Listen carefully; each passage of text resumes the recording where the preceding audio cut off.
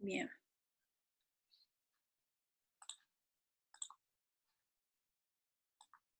Bien, como les planteé en un momento, por favor, cada cosa que no escuchen o si se escucha mal, les voy a pedir que me vayan avisando, ¿sí?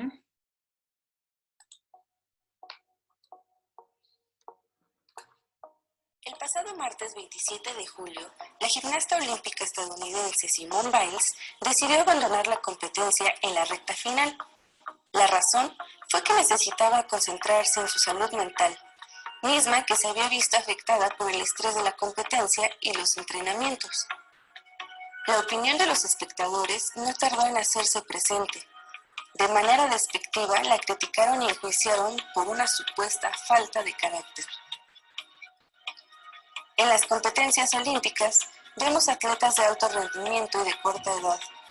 La mayoría de ellos oscila entre los veintitantos y muy pocos rebasan los 30. Las personas los miran y se dicen a sí mismos: nació con el talento, seguro es bueno por genética. Pero la verdad es otra. Un atleta no se forma de la noche a la mañana. Un competidor élite comienza, por lo general, su vida deportiva entre los 5 y 10 años de edad, teniendo que acomodar en un apretado horario las actividades escolares, recreativas, el deporte y la familia, por supuesto sin olvidarse de dejar tiempo para descansar. Desde entonces comienza a manifestarse una presión que con el tiempo solo aumenta.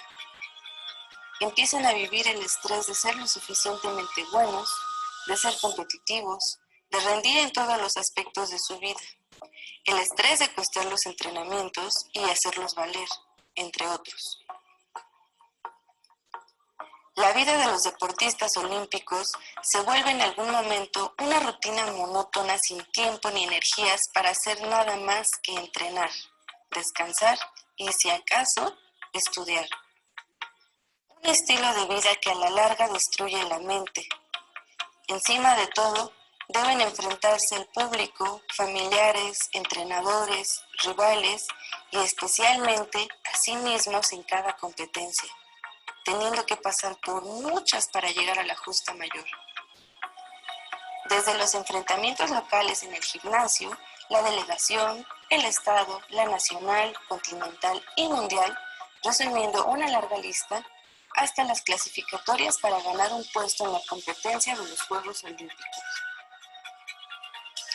El camino que recorren es extenuante tanto físico como mentalmente, pero el principal enemigo no se encuentra en la pista. Es una carrera contra sus propios temores y demonios. Para quienes estamos del otro lado de la pantalla, nos resulta muy fácil descalificar a los deportistas cuando no consiguen la medalla, o cuando, como Simón y muchos otros antes de ella, deciden tomarse un tiempo para trabajar la mente, para recuperar la confianza en sí mismos y en lo que hacen. Los criticamos y nos sentimos decepcionados sin mirar el esfuerzo titánico que realizan para estar ahí. Y no solo son criticados por sus fracasos deportivos. Tristemente, a muchos se les ha juzgado por temas raciales, como es el caso de Naomi Osaka, por su complexión física, citando el ejemplo de Alexa Moreno y Ana Gabriela Guevara, hasta por su orientación sexual, como es el caso de Tom Daley. La verdad es que no se trata de una falta de carácter, sino todo lo contrario, pues se necesita un temple de acero para poner de lado un sueño, una pasión y ponerse por delante uno mismo, pero sobre todo para hacerlo evidente en un mundo donde las lesiones deben ser físicas para validarse como justificante de retirada. Bien. Bien.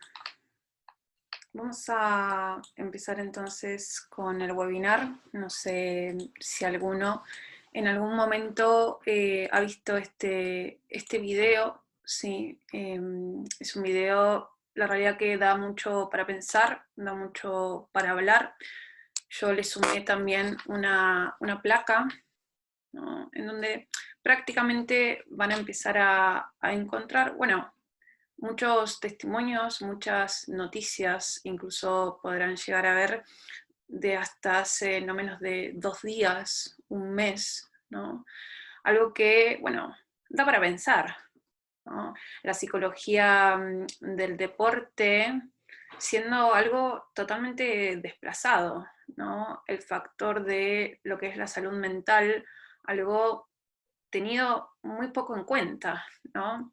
Hace cuánto tiempo este tipo de cuestiones, este tipo de situaciones se vienen planteando y pareciera ser hasta incluso un tema tabú, pareciera ser hasta incluso irónico que tenga que aparecer un juego deportivo, un juego olímpico, televisado, lleno de deportistas, lleno de entrenadores, lleno de competencias de diversas disciplinas, para poder hacer visible esto, ¿no? Visible que hasta incluso también termina siendo visible en un corto plazo, porque fue algo de lo que se habló mucho durante un tiempo, pero después nadie más habla sobre eso. Empezamos únicamente a encontrarnos con este tipo de situaciones en todo aquello en donde las redes sociales dan el lugar, que a mi criterio, sinceramente, tal vez no sea el lugar el cual debería tener, ¿no? Hoy por hoy tal vez cada deportista, cada equipo cuenta con sus redes, y esta difusión, el hecho de hacer más visible lo que es la salud mental dentro del deporte, empieza a tener un poquito más de lugar, pero de todas formas, bueno, podríamos llegar a considerar que el rechazo, los juicios de valor con respecto a lo que es la psicología del deporte, se mantienen, ¿no? Preguntas, por ejemplo, como ¿por qué vas al psicólogo? Preguntas como, por ejemplo, que hasta incluso me han hecho de ¿qué le decís a tu deportista? ¿Qué le decís lo que tiene que hacer?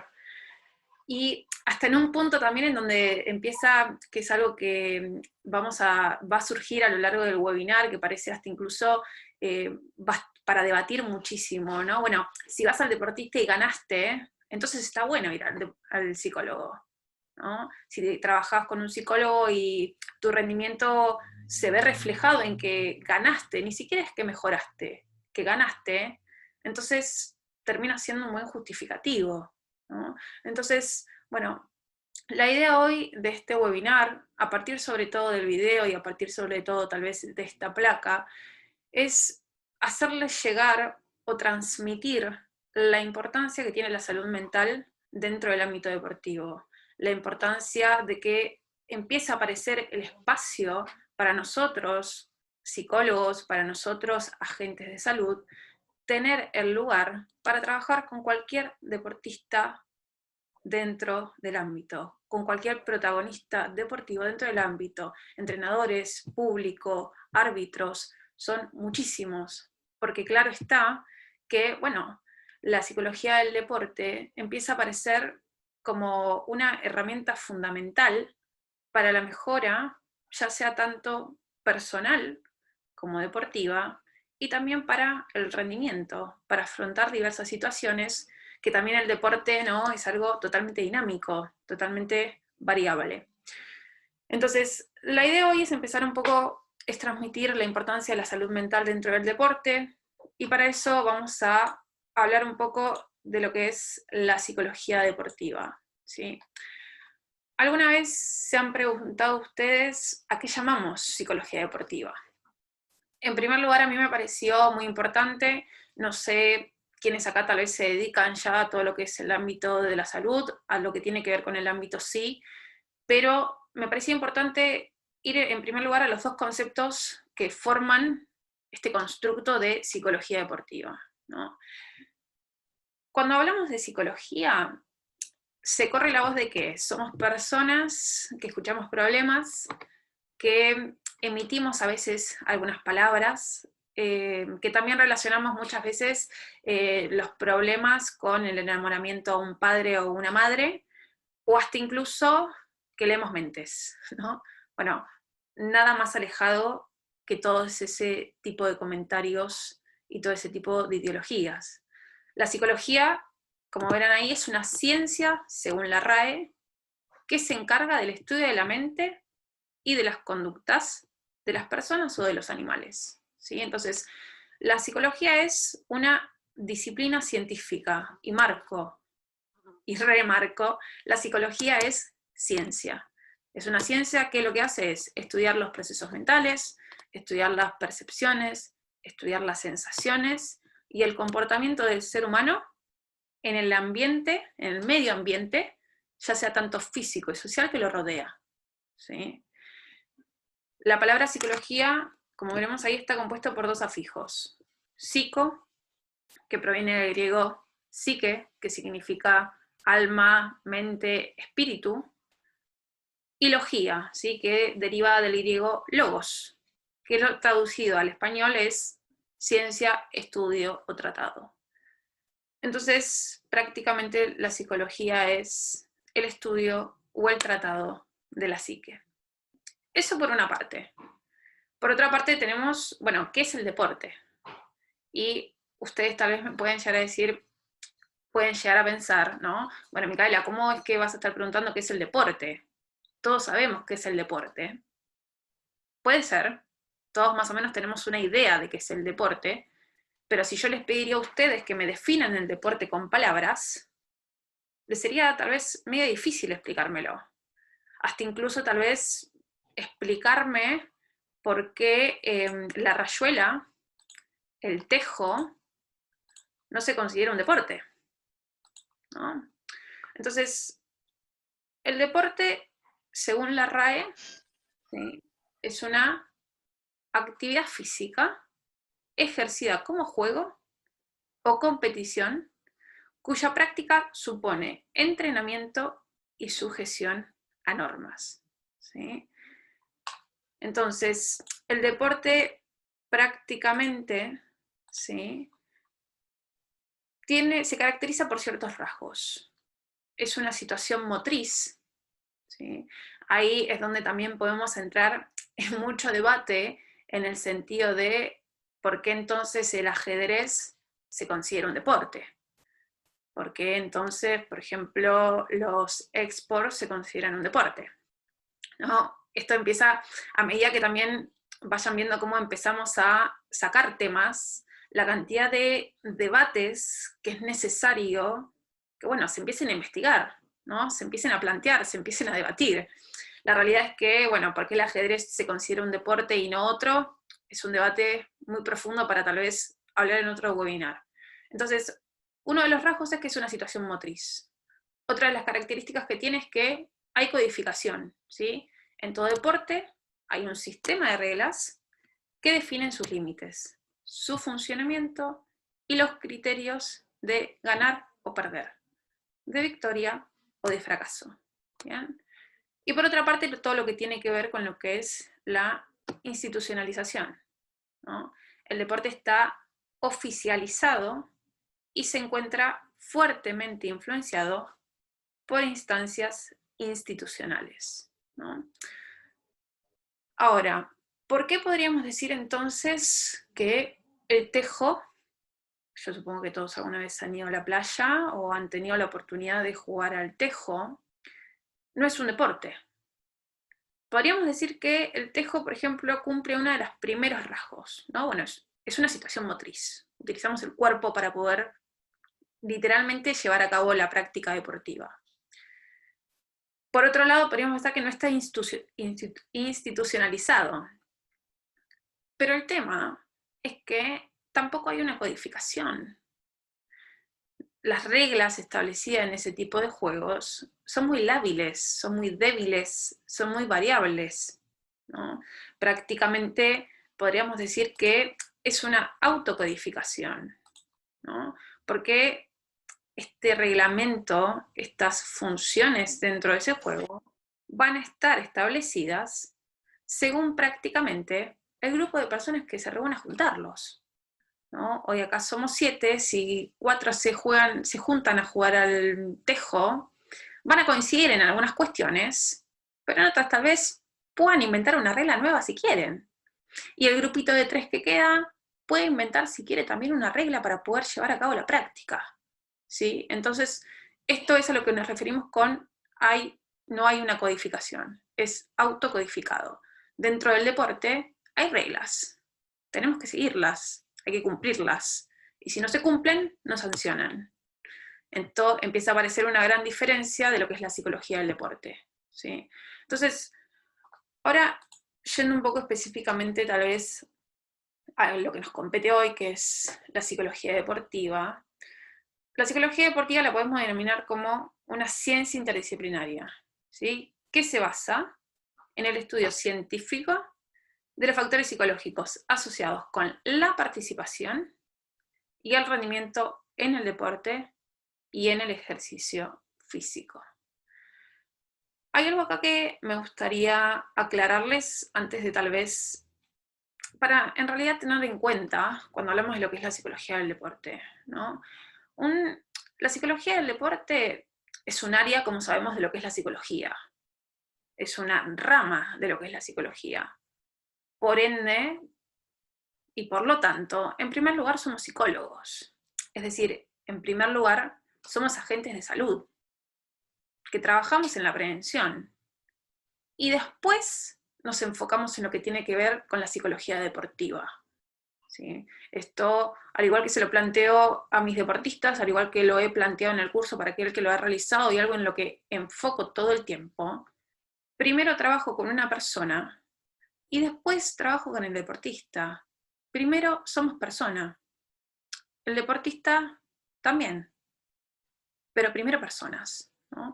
Entonces, lo que nosotros hacemos después, en todo lo que tiene que ver con la psicología deportiva, prácticamente es, sí, bueno, trabajar antes y después para que en el momento de la competencia nuestro deportista pueda rendir de la manera más óptima, disfrutando, yo agrego, ¿sí? Como verán ahí, además también está compuesta por dos pilares complementarios, ¿sí? Aquello que apunta a trabajar el rendimiento, es decir, optimizar recursos y herramientas psicológicas en función del entrenamiento mental, es decir, hacer de la mente una herramienta, ¿sí? La mente como una pata a entrenar dentro del 100% que forma un deportista, ¿no? Esta cuestión de, bueno, ¿qué hace un deportista? ¿Qué recursos necesita un deportista? ¿Qué trabaja un deportista? ¿No? Ya hablamos ya sea tanto de cuestiones físicas, tácticas, técnicas, entrenamiento invisible, cuestiones personales, la cabeza, ¿no? Es decir, hacer de la mente una herramienta fundamental y prioritaria como todas las demás, en donde, bueno, después se verá encontrar ese equilibrio para poder empezar a trabajar todo a partir de nuestro acompañamiento, a partir de nuestro trabajo, a partir de nuestra intervención y también de la participación del deportista. Y por otra parte, lo que tiene que ver con el acompañamiento psicosocioemocional de los aspectos personales del deportista. Esto, ¿no? Bueno, persona. Hay algo que siempre comento, esta situación en donde, bueno, ¿qué variables vamos a empezar a trabajar? ¿Qué es lo que le está afectando hoy a mi deportista, mi entrenador, cualquier protagonista? ¿Qué es lo que le pasa? ¿Cómo se siente? Empezar también a, bueno, que nuestros deportistas empiecen a ser un poquito más conscientes de eso, ¿no? Entonces, prácticamente la psicología deportiva, yo lo englobé en 3 palabras, en todo lo que es nuestro trabajo dentro del área. Lo que nosotros empezamos a hacer es evaluar, planificar e intervenir. Bien. A continuación les voy a mostrar una placa que tiene que ver con un concepto, como les repetí al principio, creo que todos aquellos que trabajen dentro de lo que es el área de la salud y sobre todo en lo que es la psicología y la ejerzan, una demanda muy común dentro de lo que es, por ejemplo, la psicología clínica, son, bueno, no quiero tener más ansiedad, no quiero sentir más angustia, no me gusta sentirme triste, ¿no? Y esta necesidad de poder salir de ahí. En la psicología del deporte hay también demandas, motivos e inicio de consulta muy comunes que empiezan a ver con esto. Bueno, Micaela, ¿cómo alcanzo la fortaleza mental? ¿No? Hasta pareciera ser como algo que se puede llegar a comprar, algo que se puede llegar a adquirir, ¿no? En primer lugar, partimos del punto de que no hay una fórmula única, ¿sí? Esto podríamos pensar, la fortaleza mental es un concepto muy amplio, muy grande, que incluye muchos atributos, que incluye muchas características, ¿no? En primer lugar, y prácticamente para cada sujeto va a ser diferente. ¿Por qué? Porque en primer lugar lo que nosotros tenemos que hacer es evaluar las características de nuestro deportista. Después tenemos que ver, bueno, cuáles son las fortalezas de nuestro deportista, cuáles son aquellos puntos a trabajar de nuestro deportista. Y a partir de esa base, a partir de ese punto, seleccionar y elegir cuáles van a ser las estrategias psicológicas para el entrenamiento mental. Si no, imagínense que prácticamente es trabajar ciego. Agrego acá incluso conocer las características del deporte. Esto es algo muy importante que a veces se deja de lado. Nosotros nos van a venir, dentro de lo que es la psicología deportiva, prácticamente atletas de diversas disciplinas. Y las diversas disciplinas requieren el entrenamiento de habilidades psicológicas diversas, hasta incluso dentro de un mismo deporte. En el caso, por ejemplo, de lo que es más un deporte de equipo, no son las mismas habilidades psicológicas las que tiene que trabajar un mismo equipo en una posición que en otra. Entonces, bueno, a partir de esa base es donde empezamos a planificar. Pero primero evaluamos, ¿no? Hay algo que sí hay que tener en cuenta, es que, por ejemplo, hay un factor que es común, sea cual sea la habilidad que nosotros estemos hablando. Sea ya una habilidad física, sea ya una habilidad mental, ¿sí? ¿Qué es la práctica?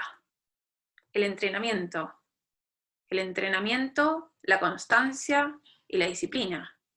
Uno no cambia de la noche a la mañana. Uno requiere entrenarlo, ¿no? Acá es esto algo que yo planteo siempre. La psicología deportiva no viene a hacer milagros, ¿no? No es que haciendo psicología deportiva mañana nos vamos a levantar como Messi, mañana vamos a ser LeBron. No, nosotros venimos a trabajar un factor que, como charlábamos al principio y planteado al principio, bueno, entra a la cancha, no queda por fuera. Muchas veces empieza a aparecer esta cuestión y esta frustración de, bueno, lo sabemos, pero tampoco lo entrenamos. Lo sabemos, pero no hacemos nada. Entonces, la necesidad de, ya sea cual sea la habilidad, entrenarla. ¿Para qué? Para incluso en el entrenamiento, después esas habilidades se empiezan a convertir en automáticas. Y después esas habilidades, en el caso también de lo que son las psicológicas, nos pueden llegar a servir para cambiar nuestra forma de ver y percibir la realidad, y hasta incluso también nuestra forma de actuar, ¿no? Entonces, la fortaleza mental como, bueno, un concepto bastante complejo, ¿sí?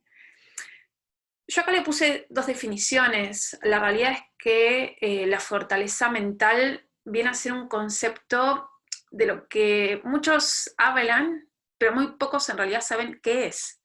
¿Por qué? Por su poca claridad, y otra de las razones es por el poco consenso que hay sobre este término, ¿no? Lo mismo, vuelvo a marcar, otra cosa para debatir, ¿sí? Dentro de la psicología del deporte ustedes van a ir encontrando varias cuestiones con respecto a esto, varias cuestiones sobre las cuales todavía se necesita seguir investigando, ¿no? A veces se habla de la fortaleza mental como la resiliencia, como sinónimo de poder afrontar situaciones de estrés, ansiedad, presiones, cambiar la visión negativa a positiva, ¿sí? Bueno, hay muchos conceptos.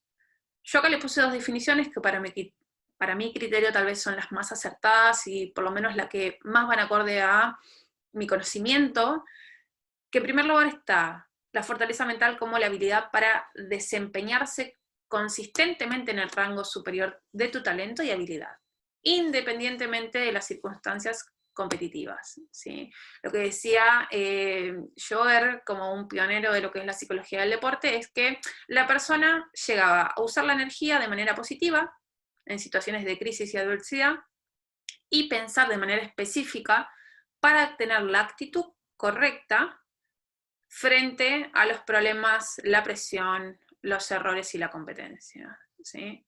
Y por otro lado, tal vez una definición un poco más actual, no es del 2020, esto lo voy a corregir después, se me debe haber ido los números.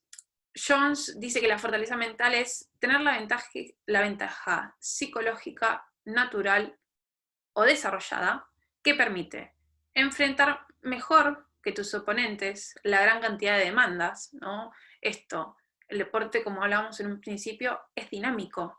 Es increíble la cantidad de factores dentro, ya sea un entrenamiento, dentro ya sea de una competencia, varían, ¿no? Y esto se puede empezar a ver, y voy a dar el ejemplo más adelante, cuando hablamos de la activación, ¿no?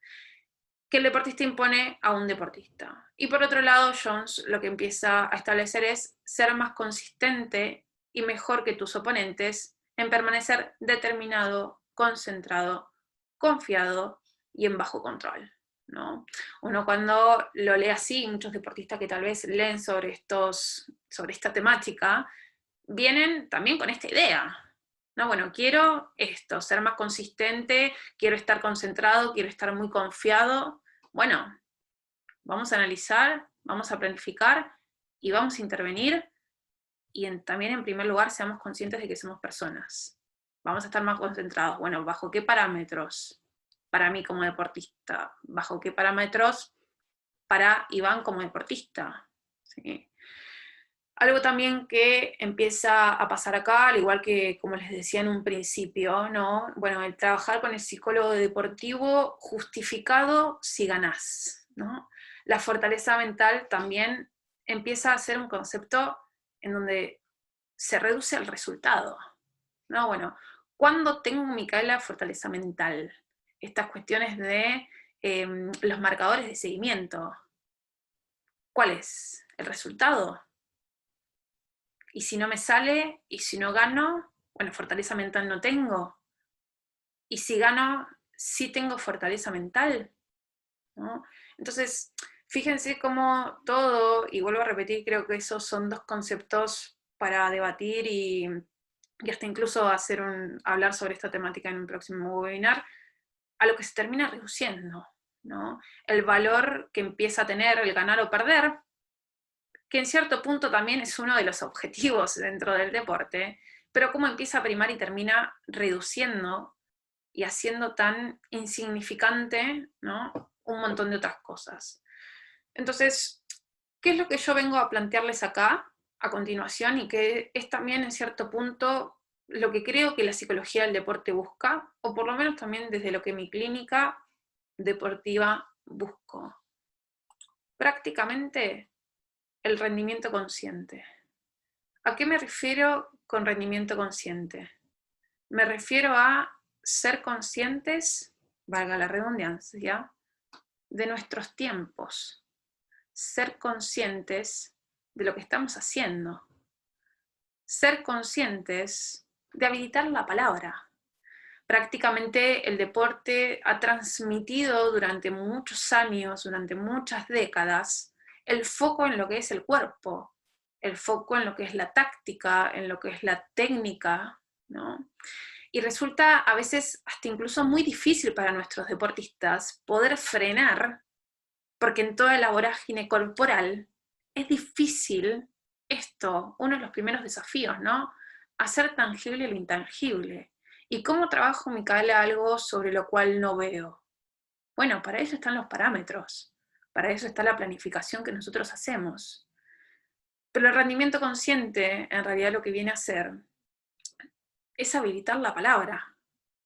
Una palabra en donde en el deporte prácticamente no está, en donde priman otras cuestiones, ¿no? Entonces, bueno, habilitar la palabra me ha pasado, por ejemplo, con deportistas que, bueno, no sé de qué hablar. Yo voy y hago lo que me dicen que tengo que hacer, el ejercicio que me dan, ¿no? La estrategia de juego que se plantea ese día. Y bueno, también termina siendo bastante reduccionista, porque bueno, si el ejercicio no te sale, ¿qué pasa? Y ahí empiezan a aparecer otras cuestiones, ¿no? Empiezan a aparecer cuestiones, por ejemplo, de todo lo que tiene que ver con la cooperación, de la búsqueda incansable de un feedback, ¿no? Entonces, la psicología del deporte, a partir de el objetivo de un rendimiento consciente, viene a abrir las puertas a la comunicación, viene a abrir las puertas a que el deportista pueda pensarse en primer lugar como persona, en donde el deportista pueda conocerse, en donde pueda encontrar otros lugares en donde poner su energía. Porque si todo termina siendo en cuestión de resultado, empieza a suceder, y hasta incluso se empieza también a ver mucho en el trabajo mismo, en las intervenciones mismas, en donde encontrar una razón para lo que están haciendo, cada vez les es más difícil encontrarlas. Cada vez es más difícil para los deportistas encontrar una razón por la cual realizan un deporte, sea el rendimiento que sea el nivel de rendimiento que sea. ¿Sí? Hoy por hoy además podríamos sumar en donde, bueno, deportista tal vez de 15 años, en donde lo único que hay que hacer en el básquet es jugar. Un deportista que se plantea que, un ejemplo, hoy por hoy, no quiere tener novia, porque tener novia lo desconcentra, tener novia lo desestabiliza en su rutina. Tener una novia, tal vez para el club, no está bueno, ¿no? Y tiene 15 años. Yo supongo que han visto tal vez el caso de esta deportista muy joven, que fue una noticia de las que apareció en la primera placa. Bueno, 25 años, un muy buen rendimiento, y deja el tenis. Porque no pudo. Ni mentalmente, plantea ella, y cito, ni psicológicamente. Porque como vimos en el video, bueno, es lo único que tenés que hacer. Y con suerte, tiempo para hacer algo tuyo. Un deporte en donde tal vez, por ejemplo, hoy por hoy, por lo menos en el territorio argentino, empieza a explotar, ¿no? En donde, por ejemplo, se empiezan a utilizar deportistas, vamos a suponer un ejemplo, de sub-15, para que jueguen en sub-17 y sub-19. Ahora, el deportista está chocho, pero también se cansa, ¿no? Y eso, bueno, alguien también tiene que empezarlo a hacerlo ver, porque si no, empieza a suceder que empezamos a ser totalmente ciegos con otras cuestiones, hasta incluso insensibles con nuestra propia persona, ¿sí? Entonces, el rendimiento consciente viene a tener dos desafíos: hacer tangible lo intangible. Lo tangible, aquello que nosotros tocamos, ¿no? Lo que tenemos y lo que percibimos físicamente, y lo intangible, lo abstracto, ¿no? Hacer objetivo aquello abstracto, hasta incluso, ahora hablo desde factores deportivos como desde factores personales, ¿sí? Y después también esto, que no es suficiente saber, hay que saber aplicar. Esto que hablábamos un poco más arriba. Bueno, habilidades psicológicas. Bien, Micaela, fortaleza mental. Sí, perfecto. Las sesiones y el trabajo en sesión no viene a ser nada si después nosotros no lo llevamos a la práctica. Nosotros no podemos, y esto lo he preguntado y he hecho también que mis deportistas lo pongan a prueba, la capacidad o el trabajo de, por ejemplo, una respiración, y que lo hagan sin practicar en un partido. ¿Podés? Bueno, necesitamos empezar a entrenarlo, ser conscientes. Después, sí, en sesión nos encargaremos del marcador de seguimiento, porque empieza a ser difícil también convertir a eso tan subjetivo, tan abstracto, y que, como decíamos, ¿no?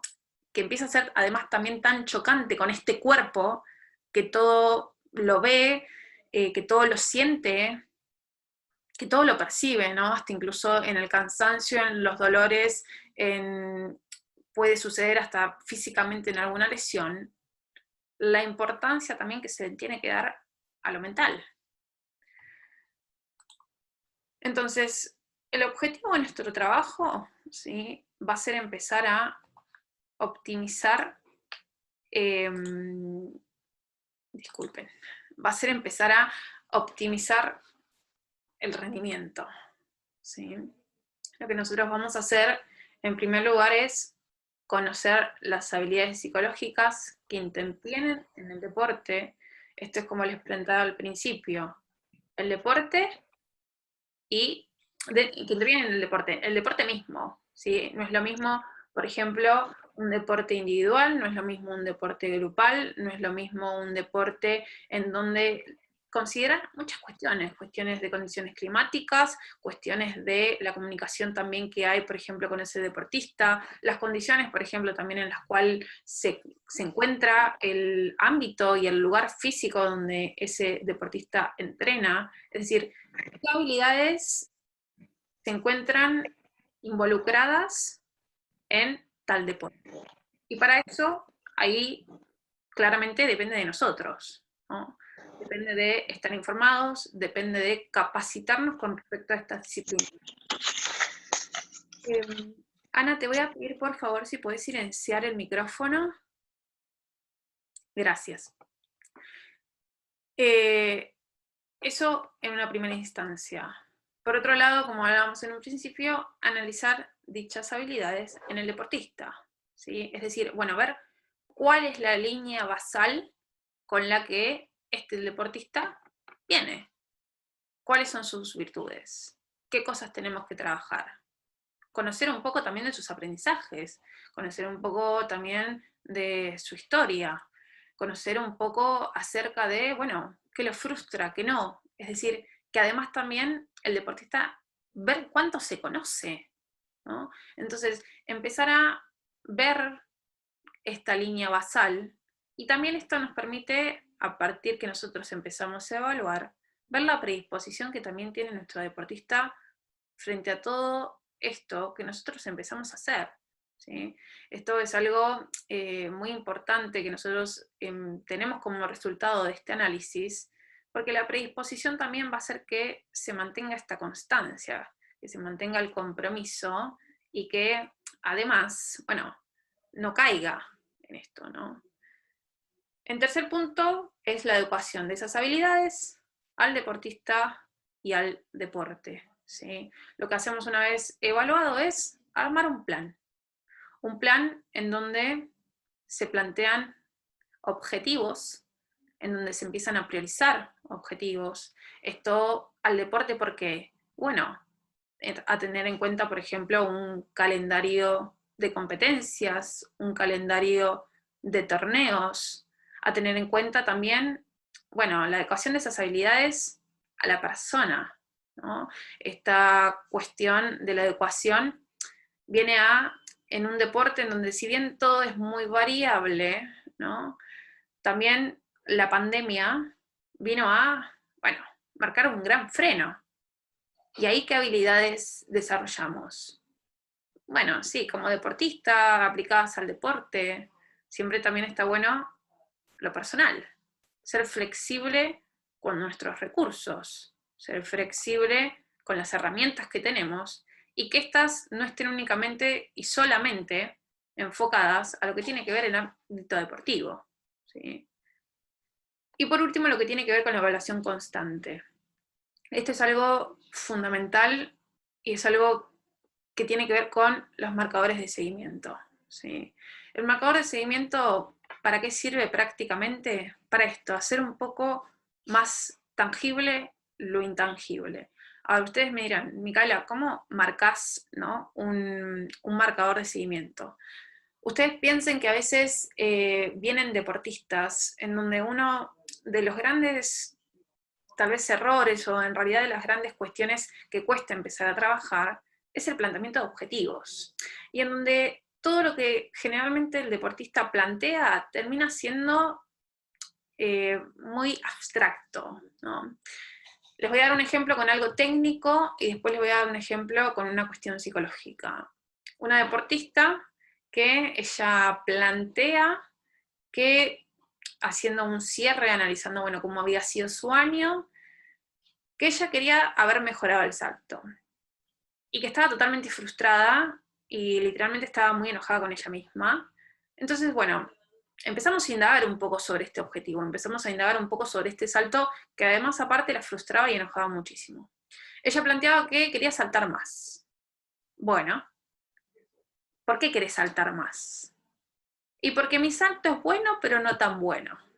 Bien, ¿cómo sería eso? Como es un salto bueno, pero no tan bueno. Y no sé, saltar un poco más de lo que ya salto. Está bien, pero me estás diciendo que hoy tu salto es bueno, pero no tan bueno. Entonces, fíjense cómo ese planteamiento de objetivo, ¿a partir de qué lo estamos midiendo? ¿A partir de qué punto? Un punto totalmente subjetivo. Pero ni siquiera la deportista sabía cuál era ese punto subjetivo. Ahora, ¿por qué querés mejorar tu salto? Perfecto, Micaela, porque mi salto es bueno, pero no tan bueno.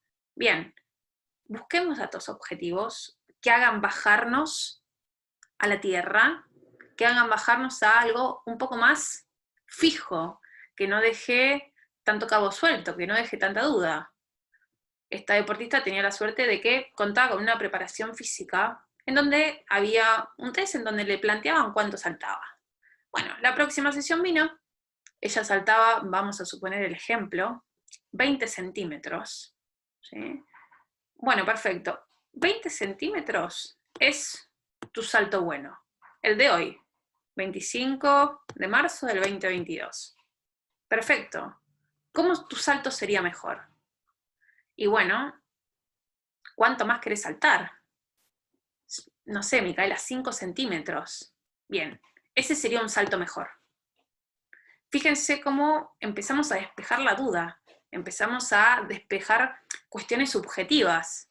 Bueno, listo, el salto mejor va a ser 25 centímetros. ¿Qué podemos hacer para alcanzar esos 25 centímetros? Y ahí empieza también a ponerse un poco en juego, bueno, en primer lugar que el deportista se conozca. En el caso de esta deportista, el salto era algo muy importante dentro de su deporte, pero tal vez si viene otro deportista a plantearme, Micaela, mira, la realidad es que tengo que saltar más, y vamos a suponer el ejemplo, haga golf. ¿Le sirve a mi deportista el salto en el golf? No, no, por lo menos como no le va a servir a un jugador de básquet, a una persona que hace vóley, ¿no? Entonces, ¿cómo planeamos alcanzar esos 25 centímetros? ¿En cuánto tiempo? ¿De qué modo? ¿Qué vas a hacer? A ver, charlar la interdisciplina, preparador físico. Quiero esto. ¿Cómo podemos ir haciendo? Y marcar seguimientos, ¿no? Ahora, fíjense que a veces cuesta tanto con algo tan técnico y con algo tan físico, cómo nos empezamos a dar cuenta con cuestiones más intangibles, ¿no? En el caso, por ejemplo, de lo que tenía que ver con otro deportista, que él tenía mucha ansiedad con respecto a que tal vez la familia lo vaya a ver. Esto en primer lugar tardamos en reconocerlo porque estaba sinceramente tal vez muy reprimido o no se había hablado sobre el tema. Bueno, empezamos a trabajar su ansiedad, sobre todo con este aspecto, ¿no? Era un factor que disparaba esta situación. Empezamos a trabajar cuestiones personales sobre esta familia, empezamos a, dentro de esta variable, elegir una herramienta para poder trabajarlo y elegimos la visualización. ¿Y cómo lo hicimos? Este deportista, bueno, visualización a partir de los penales, que era su gran tema. Una visualización, marcador de seguimiento, progresiva, en donde el refuerzo de esa conducta cada vez iba siendo más fuerte, y donde en esa conducta nos permitía ver si ese deportista estaba mejorando o no en esta cuestión. Entonces empezamos a visualizar online, a partir de lo que es la práctica visualizada en sí misma. Después empezamos a exponernos un poco más, y hasta incluso con algunos factores presentes. Este deportista se quedaba 10 minutos después de cada entrenamiento o preentrenamiento, e iba a tirar penales. Al principio después empezamos a, por ejemplo, literalmente imprimió fotos de la cara de su madre, su padre, su novia y sus hermanos, y la fue pegando alrededor del arco. Ustedes se reirán, pero fue así. Y bueno, visualizaba esa imagen. Visualización, pateaba penal. Eran únicamente 10 penales. Seguimiento, cómo se sentía con esos factores. Después, en vez de las caras pegadas, fotocopiadas, fue su novia. Después fue un amigo. Y después prácticamente situación de partido. ¿Cómo nos damos cuenta que mejoró la ansiedad? ¿Cómo nos damos cuenta que mejoró su confianza? Esto, marcadores de seguimiento. ¿Sí? Bien, acá hay algo que quiero plantear con respecto a las variables y herramientas, ¿sí?, dentro de lo que es la psicología deportiva. Variables a trabajar dentro de lo que es el ámbito del deporte hay muchas, ¿sí? Acá únicamente hay marcadas algunas y también algunas herramientas, ¿sí? Las variables pueden ser motivación, puede ser regulación y manejo emocional, la atención, la concentración, comunicación, autoconfianza, retiro deportivo, cuestiones personales, ¿sí? Puede ser también, por ejemplo, lo que tiene que ver con todo aquello ligado a las lesiones deportivas, la toma de decisiones, ¿sí? Personalidad, ansiedades, ¿sí? Miedos. Y por otra parte están todas aquellas herramientas: autoconocimiento, autoobservación, autodiálogo, visualización, establecimiento de objetivos, relajación y meditación, activación, registros cognitivos y conductuales, ¿sí? Acá es importante, como les planteaba en un principio, esto, no perdamos de vista que en primer lugar somos agentes de salud. Por lo tanto, todo aquello que nos ayude en la prevención de estas variables, incluso herramientas de la clínica, sirven, ¿sí? Y todo esto lo cierro con ajustables a la necesidad del deportista. Hagan evaluaciones, evalúen a su protagonista deportivo en el que están trabajando, ya sea árbitro, ya sea familiar, ya sea alguien del público, ¿sí? Los aficionados, es increíble cómo también empiezan, ¿no?, frente a todo lo que el deporte ofrece, a también empezar a interesarse un poco en este tipo de espacios, ¿sí? Entonces, no planifiquen a ciegas. Tenemos sujetos diversos, necesitamos planificaciones diferentes, ¿sí? Bien, y por último, esto, recordemos que el cuerpo hace lo que la mente dice, ¿sí? Esto, la cabeza como componente fundamental dentro de cualquier protagonista deportivo con el cual nosotros estemos trabajando, ¿sí? La cabeza como aquello que nos permite a nosotros trabajar nuestra autoestima, trabajar nuestra confianza, en donde no se termine reduciendo todo al ganar o al perder, porque aparte, si pierdo, ¿no?, empieza a percibirse como una frustración tan grande que empieza a chocar nuestro ego, ¿sí? Entonces, empezar a preguntarnos, ¿cómo estoy? ¿Qué hice? ¿No? ¿Cuáles fueron los factores que dependían de mí? ¿Cuáles fueron los factores que no dependían de mí? ¿No? Empezar a conocernos un poco y en cierto punto también a sacarnos un poco de carga. Es algo muy común empezar a depositarnos encima responsabilidades que tal vez nada había para que nosotros hagamos algo con respecto a eso, ¿no? Por último, también cada ser humano vale por lo que es, no por lo que tiene o logra, ¿sí? Esto yo creo que lo voy a dar en otro webinar, todo lo que tiene que ver con la cuestión del éxito y el fracaso, la medalla, el podio, ¿no?, la significación y el valor que hoy por hoy tienen todo este tipo de cuestiones dentro del deporte y la necesidad que tenemos de empezar a deconstruir estas cuestiones porque no hacen más que frustrar al deportista, al compromiso, a la motivación, y por último, que la mente precede a la acción, ¿sí? Esto, trabajemos el aspecto mental como una herramienta fundamental para optimizar el rendimiento de nuestros deportistas y sobre todas las cosas, que nuestro deportista priorice su disfrute en la actividad, no que se vuelva solo una cuestión de cuerpo, una cuestión de conducta y listo. ¿Sí? Bien, muchas gracias a todos por su atención. Quisiera saber si quedó alguna duda, si alguno tiene algún comentario para agregar, una devolución. Sí, Mati, no sé si te referís al, no me acuerdo el nombre, uno que dio creo en pandemia, ¿puede ser? Bien, sí, ese está muy bueno, ese lo encuentran en YouTube, ¿sí? Dio dos, hay dos webinars, uno que fue dictado para deportistas y también para conocer un poco sobre esto, habla también un poco sobre la diferencia entre la psicología y el coaching, habla un poco sobre todo lo que tiene que ver con los prejuicios, los juicios de valor que hay sobre la psicología y después cómo el psicólogo del deporte empieza a trabajar. Se los recomiendo también si lo pueden ver, de uno para entrenadores y uno para deportistas. Bien. ¿Alguna otra duda? ¿Un comentario? No sé si de los que están acá alguno trabaja con deportistas.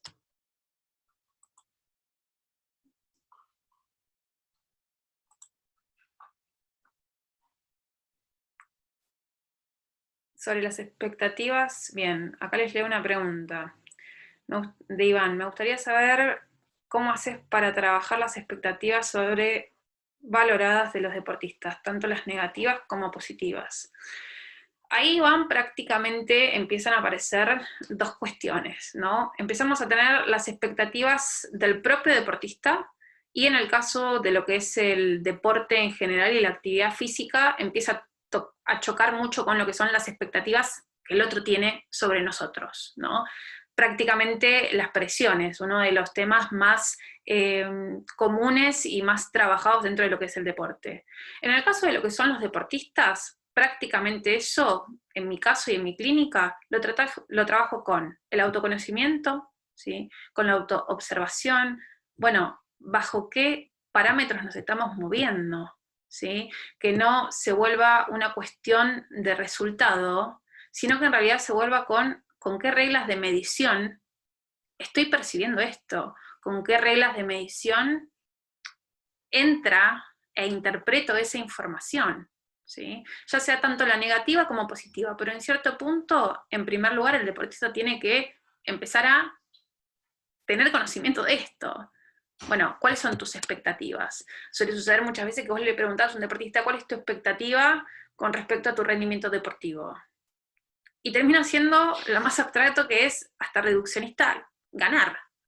Entonces, empezar a trabajar un poco con el autoconocimiento. Esto también sirve mucho trabajarlo con lo que son el planteamiento de objetivos, para que esas expectativas no sean frustrantes, porque si no, puede suceder que hayan expectativas demasiado altas, ya sea tanto negativas como positivas. A mí la realidad es que no me gusta mucho esta clasificación entre negativas o positivas, ¿no?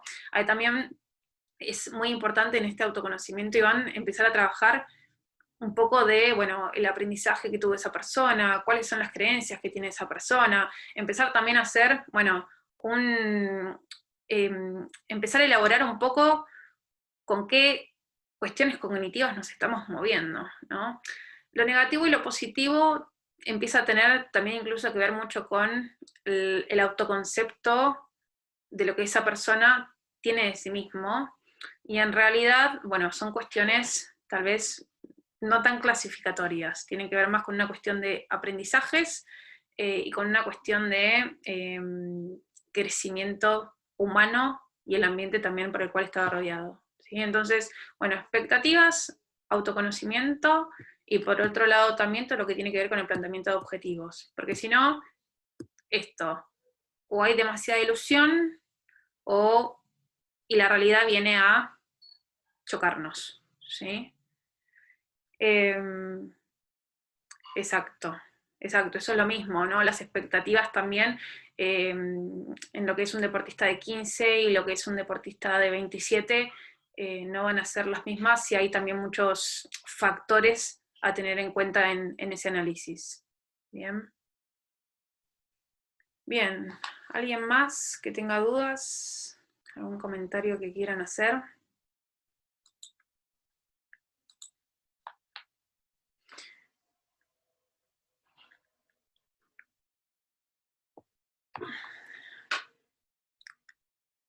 Otro centro de formación en psicodeportiva.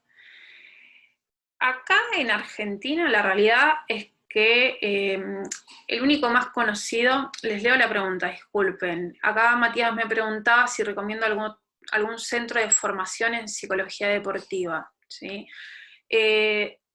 Dentro de lo que es el territorio argentino está lo que es la APDA, la Asociación de Psicología del Deporte Argentina.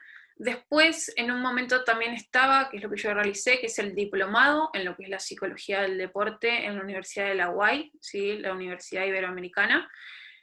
Después, también tienen en todo lo que, depende también en dónde hayan estudiado, ¿sí? Sé que para aquellos, por ejemplo, que hayan estudiado en la Universidad Nacional de La Plata, y hasta incluso los que tienen el título homologado, por ejemplo, en lo que es la UBA, está la cátedra y casi roza tal vez un poco la especialización de lo que es la psicología aplicada al deporte, dictado por la Universidad Nacional de La Plata, para aquellos tal vez que estén estudiando. Hay curso que recomiendo también, que sea de la Universidad de la UBA, no es una formación tal vez que dé un título, pero sí son cursos que están muy buenos, dictados por profesionales del área. Y después, bueno, tal vez de psicología deportiva en sí no, yo actualmente me encuentro haciendo una maestría en deporte, pero tal vez no es de psicología deportiva, ¿sí? Después, bueno, afuera sí, tenés el IPS, o sea, hay muchos, los valores claramente son muy diferentes, pero Europa tiene gran oferta con eso, Mati, en el caso de que quisieras, después te paso así averiguás, no sé cómo estarán los valores, pero tienen programas muy buenos. La Universidad de Barcelona, hay varios, ¿sí? Bien. Bien, si no hay más preguntas, no sé si alguien quiere preguntar algo más.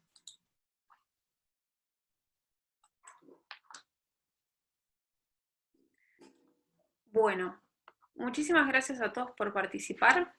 Aquellos que hayan enviado el comprobante, en estos, como les mandé, en 48 horas les va a estar llegando el certificado con la bibliografía complementaria. Voy a subir al WhatsApp ahora el PowerPoint para aquellos interesados también que lo tengan.